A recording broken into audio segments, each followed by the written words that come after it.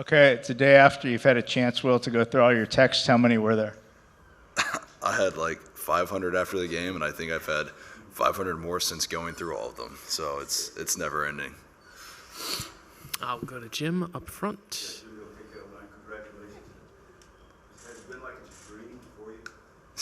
Yeah, it's been. I mean, I woke up this morning still not feeling like last night had happened. So it was an out of body experience. How surprised are you at how well you look? How surprised are you at the whole situation? I mean, a week ago I was in Arizona, throwing live ABs. So just being on the roster and being in the World Series was a surprise. And so then, getting to throw game one was cool. And then, yeah, yesterday was just even cooler, I guess. Yeah. Beth in the second row. Will, what's it like to, people have been going, who is Will Klein, to, hey, Will Klein, I love that guy. Yeah, it's been pretty cool. I've seen some of the stuff on Twitter and, Instagram, and it's a complete 180 from where I was earlier this year, and, just being on the good side of people is a lot better than the other side, so it's been pretty crazy. And Emmett, what's it kind of just been, although he's just kind of been with the team a short time relatively, what's it been like just kind of seeing this metamorphosis? It's awesome. I played with Will in OKC this year in AAA. I saw the stuff and how nasty he is and how great of a competitor he is, so it's not a surprise for me. But yeah, it's really cool to see. We'll go across the aisle here. Oh, sorry, we'll go with Eric as we get the microphone over here. Eric on your right.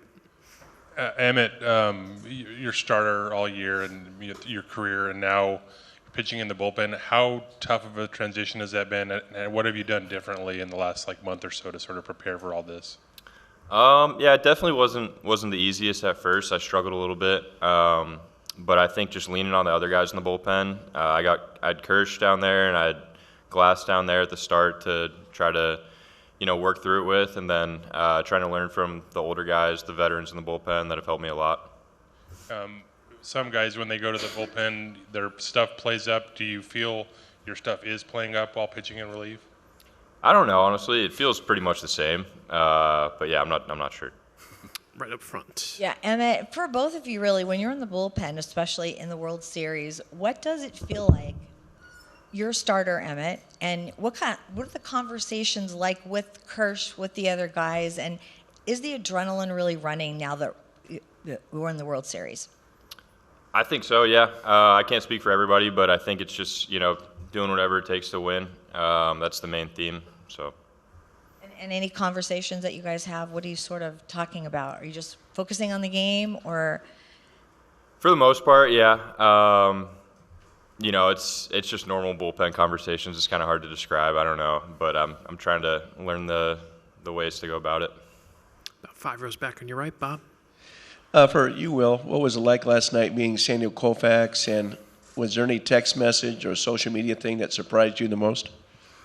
Yeah, I mean, getting to meet Sandy after the game was, kind of surreal. He's obviously a legend, a Dodger legend, baseball legend, and just getting to meet him and shake his hand was just kind of put it all into perspective. And then when I was talking to, I think it was MLB after the game, just they showed me CC's tweet, and just seeing that was kind of crazy, because you go up watching these guys, and now they're watching you and taking acknowledging it, and so that was really cool to see.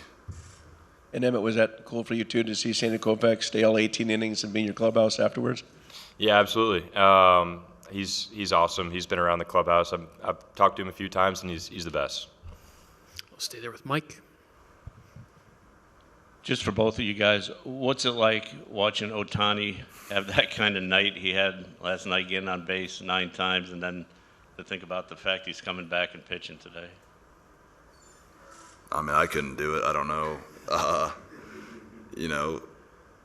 Just being able to hit 2 home runs, doubles, and then walk, and then go through whatever happened yesterday, and then now he's going to go out and I'm sure do something equally as insane, and go pitch and then hit as well as he did yesterday too. And it's just, there's never going to be another guy like that. So just being able to be around him is really, really cool.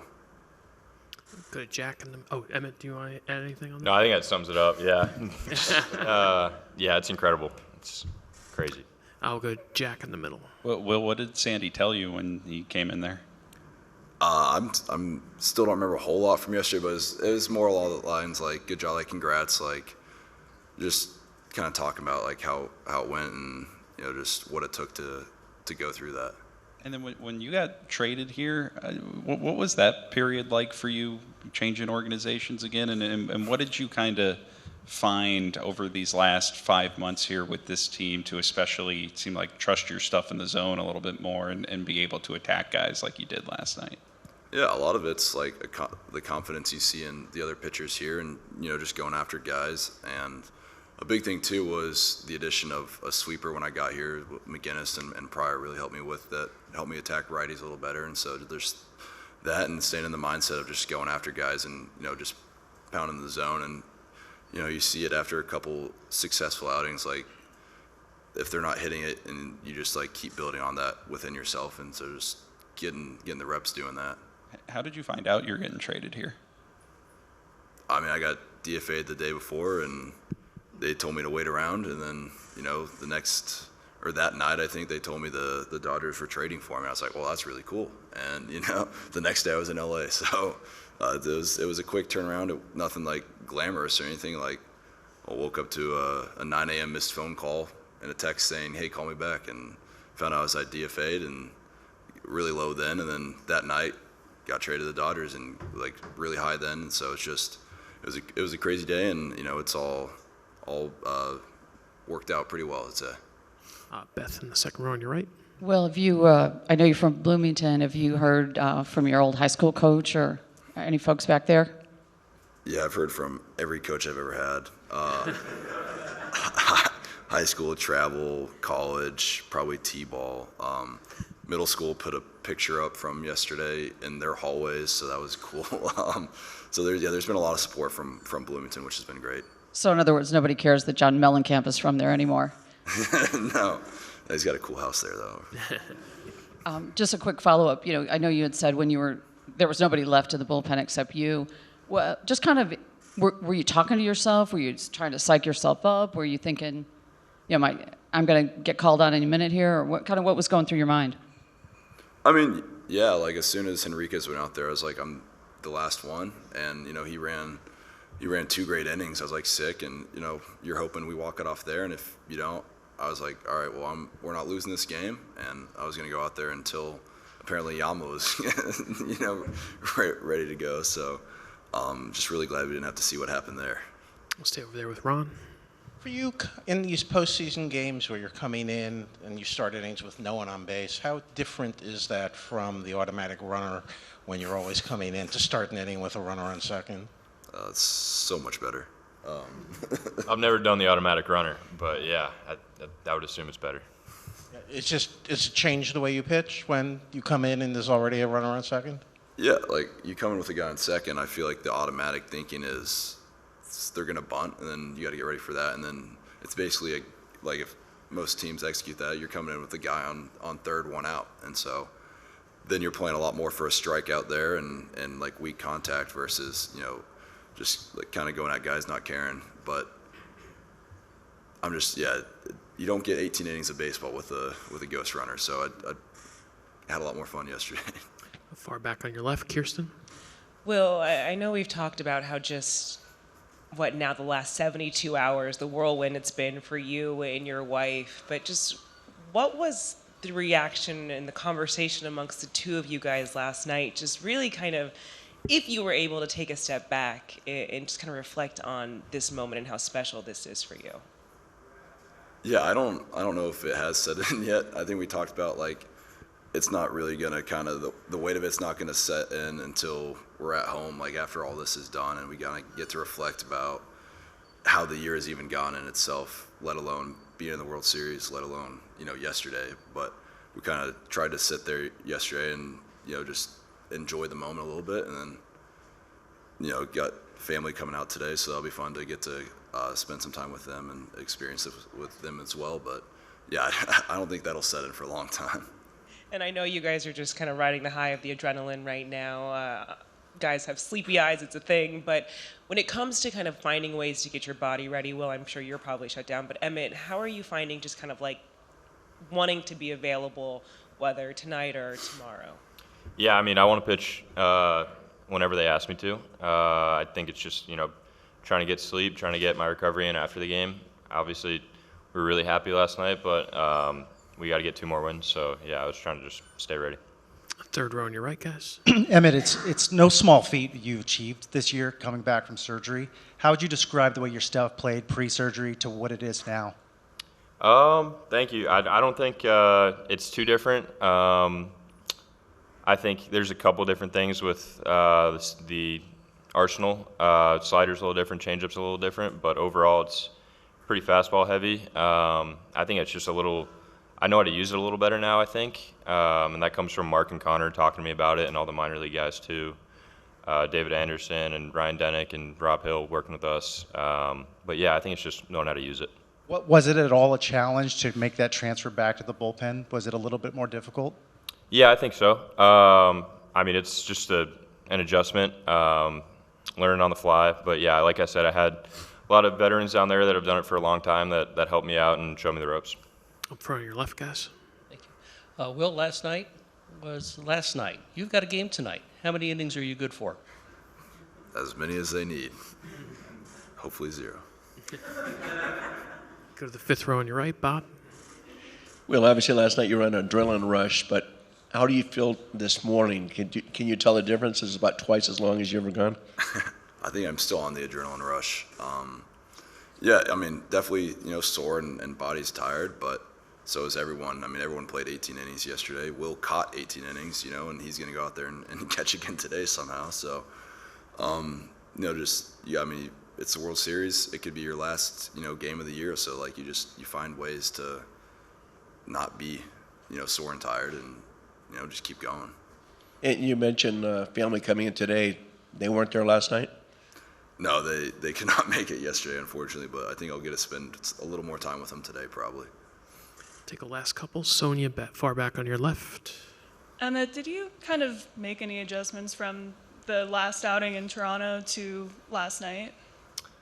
Yeah, I think so. I think, it was pretty similar to what I did in Toronto. I think it's just more scouting stuff and realizing, when people are going to be aggressive and when they're not. Trying to keep them off balance. That's just the name of the game, I think. But no, I think it's just a confidence thing. It was kind of like I already failed once, so I might as well just go in there and do whatever this time. So yeah, I think that was it. You think also just having a clean inning, no one on base, that's obviously more what you're used to coming into a game. Did that have an impact? Maybe, yeah. I mean, I think it's always a little more comfortable starting with no one on base, for sure. And we'll finish with Nobu, far back on your right. Well, I'm sorry, I just a little bit late to come. So if my question is about your T-shirts. Oh, what does it mean? It's Ohtani. He's the GOAT. And I felt like it was appropriate after yesterday and about what he's going to do today. So, yeah, he's just the most unreal player I think any of us have ever seen. And so I don't think he needs us to wear the shirt, but I feel like it's good luck. So. All right, guys, thanks for your time. Hope you slept fast. No way. Let's go. Where are you? Oh, nice. You ever meet Mike? All right, we'll get started with Blake, who has the first question.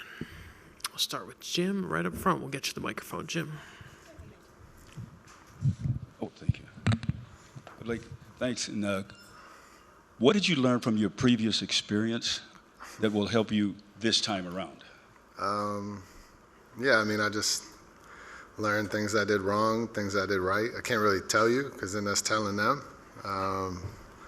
But yeah, just fastball command needs to be better. I mean, that's apparent to anyone. But yeah, I mean, I could say it after the game, but I'm not going to say it before. Far back on your left, Kirsten. We talked to a lot of other guys just about last night, but what was it like for you just kind of seeing everything unfold, 18 innings, the bullpen, all of that? Yeah, just just confidence in the team, the guys that we're going to find a way to win.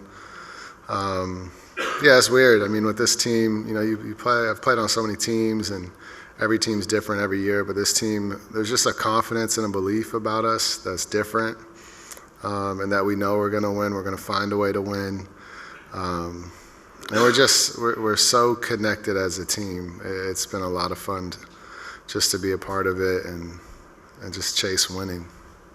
For Game 1, Dave Roberts and honestly others have talked about just the competitor that you are. Being in the World Series, having a second opportunity to face this lineup, just is there an underlying feeling for you or just another drive for you to want to kind of put yourself in a better position to perform on the mound?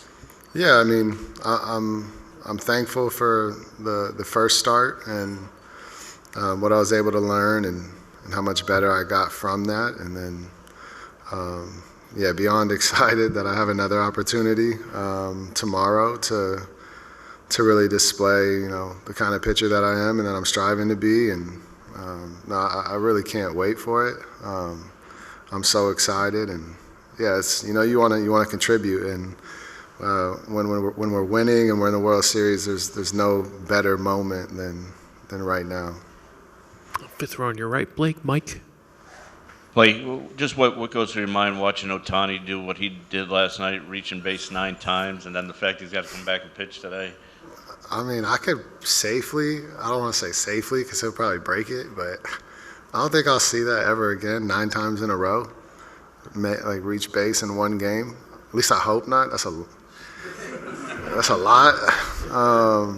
Yeah, but like it doesn't even amaze me with him anymore. It's just he's gonna do spectacular things all the time, and it's just gonna be normal for him. And it's just the standard that he holds himself to and he creates is pretty amazing.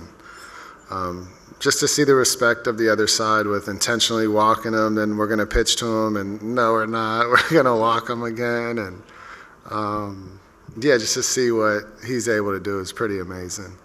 Were you on the other side? Would you want to pitch Ohtani? Yeah, I'm pitching. Yeah. I mean, I got nothing to lose. Yeah. Go to the third row on your right, Rowan. Hey, Blake, as the extra innings are piling up last night, where are you kind of watching from? Are you thinking, do I need to go get ready? Like, what's kind of going through your mind as that's happening? Yeah, I mean, I didn't really think I was gonna have the opportunity to pitch. I was like, we're gonna do it. We're gonna find a way to win here every extra inning. And it just kept going and going. Then Mark came and talked to me, and I was like, yeah, I'm good if you need me. And then Dave got Yama going, and I was like, okay, well, who's next? It's pretty apparent I'd be the only one next. So then I was just thinking, I'd rather get ready now and, just be ready to go out there. But, I mean, those were kind of the combos with Mark and then in my own head. But I'm very thankful Yama didn't have to go out there and I didn't have to get ready. And we were able to win in the 18th. You'll stay in the third row, Blake.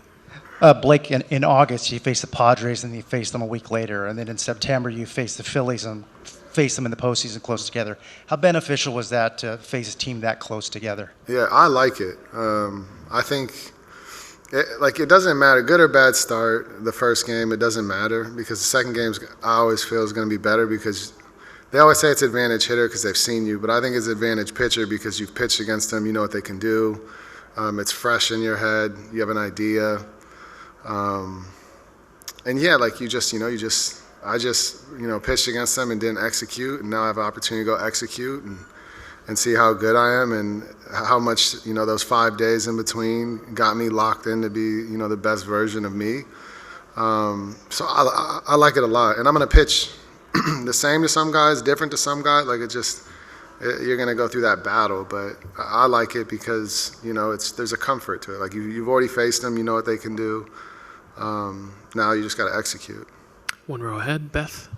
Blake, Will Klein was the last reliever standing down there, and young guy, a lot of people might have flinched in that situation coming in and what the circumstances were. What did you kind of think of his emotional maturity there and how he handled it? No, I mean, I loved it. I mean, the last two guys that came out of the bullpen are both throwing 100. That's like, what? Those are the last two guys we're bringing out of the bullpen. But no, to see what he was able to do in battle, and you could tell, I mean, even especially that last inning that he threw, he was on fumes. That was just willpower, and I didn't mean to say that, but yeah, it goes together. Yeah, it really was. And to see him, give everything that he had, and I mean, he got us that win. I mean, without him, we probably don't win. And he's only been on this roster. He was an AZ before. I mean, you can't make that up. No, it's pretty amazing. I mean, that's a story he'll have the rest of his life. Other questions for Blake? Anything else? All right, Blake, thanks so much. Appreciate it.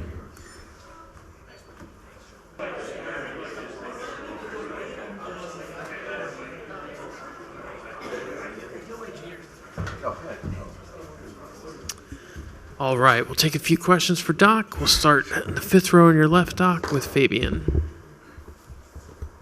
Dave, first off, is Will Klein available today? I would say he's down today. What a performance. And obviously, Shohei was kind of dealing with the cramping last night. Is that something that you expect to sort of keep a closer eye on him, especially as he's pitching tonight, or is there anything that changes with his workload, just considering how long last night's game lasted? Yeah, I think with Shohei, feels good today. I think it's one of those we're just going to read and react. No expectations, just kind of see how he feels, how he looks, and then go from there. And obviously, last night was taxing on both clubs' pens, but it's kind of an all hands on deck situation. You kind of figure out who's available and who feels good enough to pitch tonight. Fifth row on your right, Jack. Dave, how close did you get to having to use a position player on the mound last night? If Roki or if Yamamoto couldn't have taken the ball in the 19th, it was probably going to be Miguel Rojas. So that's kind of where we were at. Blake Snell just threw a bullpen earlier yesterday, and then Shohei dealing with the cramps that night, last night, wasn't going to pitch. And so it was one of those, it was either Yamamoto or Miguel Rojas in a World Series game. And you guys use a lot of pitchers over the course of each season. To see somebody like Will, who's kind of in that depth group, not only kind of perform like that, but sacrifice and give so much to the team. Like, what does that tell you about him, and kind of what has your relationship been with him, over the years he's coming back and forth, and just kind of what you had learned about him even before last night? Will Klein? Yeah. Yeah, great young man. He has been to a couple different organizations. Has been all in with the Dodgers, and up and down our player development guys. He was a guy that wasn't really a strike thrower, but really challenging him. Here at the big league level, I think our coaches have done a fantastic job of cleaning at the delivery, challenging him to be in the hitting zone, working on a slider, and great young man. And it's one of those things that you don't really know until you throw somebody in the fire and see how they respond. And so it was just really good to see, how he responded last night. Third row, you're right, Rowan. Dave, I'm just curious, as the adrenaline of last night kind of wears off, how quickly are you able to actually go to sleep when you wake up today? Is there an extra cup of coffee? Like, how do you kind of bounce back from something like that? I think everyone's certainly different. I took a little sleep aid to get off my high and woke up with clarity, freshness, and excited to go tonight. Go to Ron in the second row. After watching how last night played out, would you ever want them to consider the ghost runner in postseason? No. I think that it's baseball in its truest form, and part of winning a 7-game series is, if there are games like that, then to have to go through the battle of attrition with pitching. It's hard once you get into the extra innings to not play for one swing, which you saw both teams certainly doing. That's a strategy in itself. We had our chance, a couple chances and couldn't come through. So I do like the way it is, and also for the regular season, the way it's structured. And after watching also last night with Blake, in the future, would you think twice about maybe holding off the off-day bullpens just in case you need some guy in reserve? No, there's also you can't plan for 18 innings, and you got to plan for what's certain, and his start is certain. Go to Sonia, the fourth row on your left. Dave, when you're managing the bullpen tonight, how much do you have to take into account, Game 5 tomorrow, and how does that affect some of the guys whose pitch counts got a little higher yesterday? I think it's, managing a plus game, managing a lower leverage game, how I decide to do it. It's all kind of contingent on who's available. But, if we have a chance to win tonight, we're going to put the best guys capable to do that and pick up the pieces. And Tommy Edman, finished yesterday in center field. How much of an option is he out there for you? Could he potentially start a game out there? I'm not saying it's 0% chance. That was kind of where we were at with, the game, trying to keep guys in there. But yeah, it's certainly a possibility, and obviously it's kind of heading towards Andy. But I did think that Andy still took some good at bats. I really do, and it's just he's having a hard time having anything to show for it. But the defense is still good, and I just still feel the fight, the compete, and when he gets good pitches, he's just got to find a way to finish it. But I'm not there yet. Further back on your left, Kirsten. Dave, the last 2 years we've learned so much about Shohei Ohtani, and this year I know you've talked about how just who he is as the DH and who he is as the pitcher. Last night when you guys went and checked on him, just kind of managing that cramping, what do you learn about a guy like him on the stage like this when he wants to stay out there and also understanding that he is going to be today's starter? And how have you learned just kind of managing him in these moments?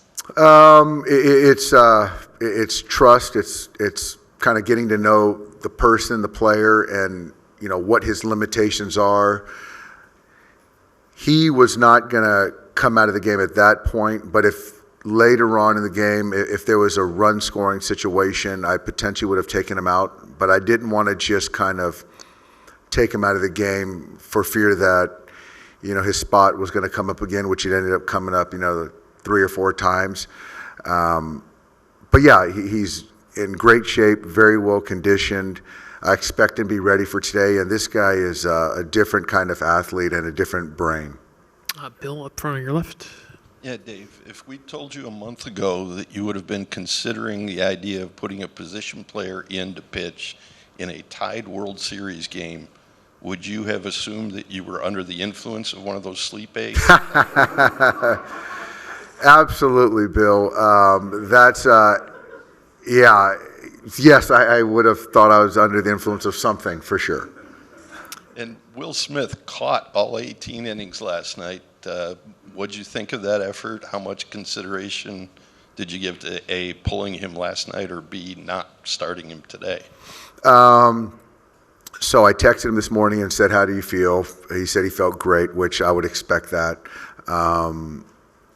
I was trying to hold as long as I could because I felt, again, certainly when we got to the end over there with their pen, they were just left-handed pitchers and they were going to run Lauer. So to have him in there, potentially we still needed to find a way to score. But if there was a situation where I needed a run for him, I had a couple guys ready and Ben was ready. But I was trying to hold on to him as long as I could. JP? And just to follow up on that, do you have any degree of concern with his hand, and is that something that you're watching and seeing how he responds to? No, I haven't heard anything about his hand in a couple weeks, so I'm sure it's not 100%. But yeah, yesterday's 18 innings was certainly incredible, and so that's something I'm probably going to keep more of an eye on than the hand. Far back on your right, Dave. Hi. For casual or international viewers even, how would you convey the mental and physical challenges of what Shohei Ohtani is achieving on a regular basis? I don't think it's I don't have a good answer. I can try in the sense of you're talking about two people, I guess two people in one, who have to realize crazy expectations, probably unattainable for a person, and to be in one, and then to kind of have the body and mind work together to perform at the highest level with all eyes on him. And so I just don't think there's a comparable if you're talking about one human being. Far back on your right, Jesse. Dave, put yourself in Mookie's shoes. What's it like, do you think, for him? Is it different when the guy ahead of him gets intentionally walked that often compared to just getting on base through a single? Like, what's his mindset, you think, with these opportunities after Shohei walks?